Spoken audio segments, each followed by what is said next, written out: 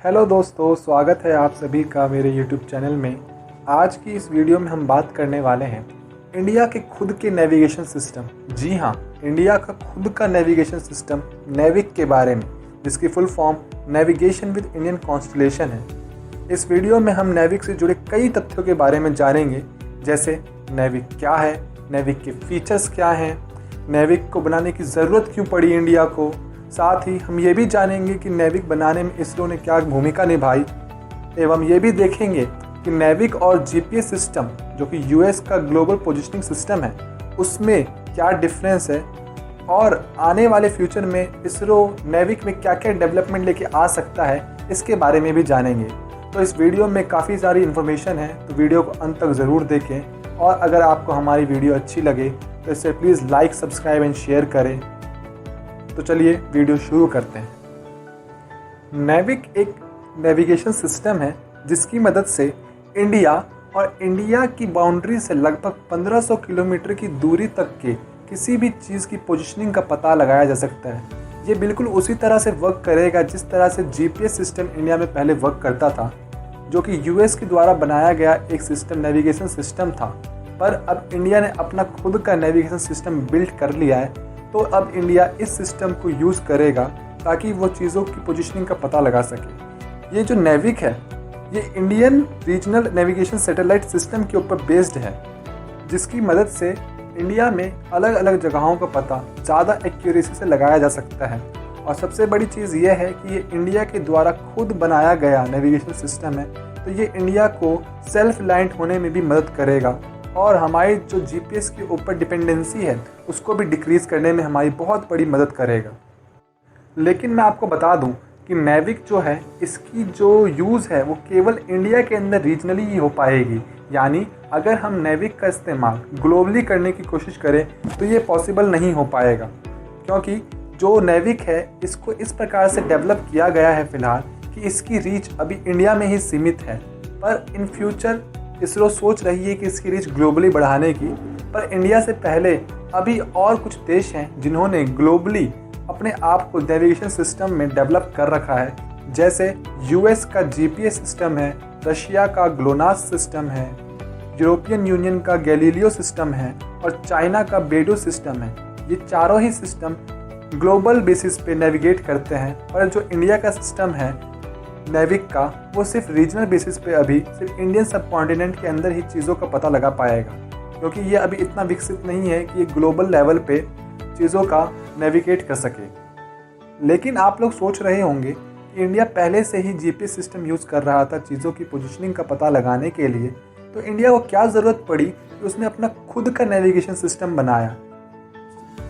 दरअसल इसके कई कारण हैं, जिनमें से एक सबसे बड़ा कारण यह है कि जब 1999 में इंडिया कारगिल का युद्ध लड़ रहा था, तब भारत ने यूएस की जीपीएस सिस्टम से विरोधी दल की पोजीशनिंग का पता लगाने के लिए मदद मांगी थी, परंतु तब यूएस ने अपने जीपीएस सिस्टम की मदद से विरोधी दल के ठिकानों का पता बताने से साफ मना कर दिया था। इस वजह से इंडिया ने तभी सोच लिया था कहीं ना कहीं कि वह अपना खुद का नेविगेशन सिस्टम डेवलप करेगा, और साथ ही अपना खुद के नेविगेशन सिस्टम की कई सारे अन्य भी फ़ायदे होते हैं, जिसके बारे में हम आगे वीडियो में बात करेंगे। इस प्रोजेक्ट की शुरुआत लगभग सन 2006 में होती है, जब इंडियन गवर्नमेंट ने इस प्रोजेक्ट को पास करके इस प्रोजेक्ट को परमिट दे दिया कि हाँ, हम भी अपना एक खुद का नेविगेशन सिस्टम बनाएंगे।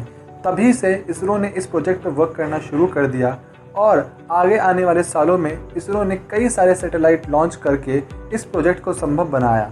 इस प्रोजेक्ट को संभव बनाने के लिए लगभग इसरो को 5 सालों में 8 सैटेलाइटों को आसमान में छोड़ना पड़ा, जिनमें से 7 सैटेलाइट आज भी वर्क कर रहे हैं। इन सैटेलाइट की मदद से इंडिया अपने इंडियन रीजन में जो भी जगह है उनकी पोजीशनिंग का पता लगा पाता है, और सिर्फ पता ही नहीं लगाता बल्कि ये पहले जो यूज़ करे जाने वाले जीपीएस सिस्टम से काफ़ी ज़्यादा एक्यूरेट भी होता है। तो चलिए आगे बढ़ते हैं और जानते हैं कि नेविक और जीपीएस में क्या डिफरेंस है। फर्स्ट पॉइंट, नेविक जो है वो एक रीजनल नेविगेशन सिस्टम है, यानी ये इंडियन सब कॉन्टिनेंट और इंडियन बाउंड्री से लगभग 1500 किलोमीटर की रेंज तक की चीज़ों की ही पोजीशनिंग का पता लगा सकता है। लेकिन वहीं दूसरी ओर जीपीएस जो कि ग्लोबल पोजीशनिंग सिस्टम यूएस द्वारा बनाया गया है, वह ग्लोबल लेवल पे चीज़ों की पोजीशनिंग का पता लगा सकता है। वहीं दूसरी ओर जो नेविक है वो इंडियन सब कॉन्टिनेंट में काफ़ी एक्यूरेट है। इसकी एक्यूरेसी का इस बात से पता लगाया जा सकता है कि अगर आप किसी स्थान का सर्च करते हैं इस पे, तो ये आपको स्थान की लगभग 5 मीटर की रेंज तक ले जाके पहुंचा देगा। वहीं जीपीएस सिस्टम उतना एक्यूरेट नहीं है। अगर यदि आप उसमें किसी जगह को सर्च करते हैं तो वो आपको स्थान के लगभग 20 से 30 मीटर की दूरी पर ले जाके पहुंचाता है। इस मुकाबले हमारा जो खुद का नेविक सिस्टम है वो बहुत ज़्यादा एक्यूरेट और एफिशिएंट है। इसके अलावा भी नेविक के कई सारे फीचर्स हैं, जैसे कि ये टेरेस्ट्रियल, एरियल और मरीन तीनों ही नेविगेशन प्रोवाइड करता है।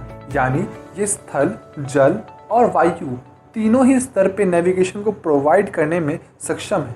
साथ ही यह जो नेविक सिस्टम है ये इंडिया को साइंटिफिक और टेक्नोलॉजिकल एडवांसमेंट में भी मदद करता है और यह इवन डिजास्टर के दौरान इंडिया में वर्क करेगा। यानी डिजास्टर यदि इंडिया में कोई होता है तो उस दौरान ये सिस्टम ठप नहीं होगा और पूरी दृढ़ता से वर्क कर इंडिया की मदद कर सकता है।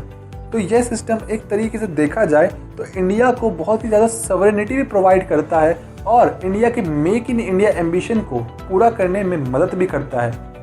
साथ ही इंडिया की जो सेल्फ रिलायंट होने का एम है उसको भी कहीं ना कहीं पूरा करने में मदद करता है, क्योंकि अब हमारी जो डिपेंडेंसी थी जीपीएस के ऊपर वो कहीं ना कहीं कम होती है और इंडिया अब जब चाहे, जैसा चाहे वैसे अपने नेविगेशन सिस्टम को अपनी सोच के अनुसार इस्तेमाल कर सकता है और ज़रूरत के समय अपने नेविगेशन सिस्टम का इस्तेमाल अपनी आवश्यकताओं को पूरा करने के लिए कर सकता है।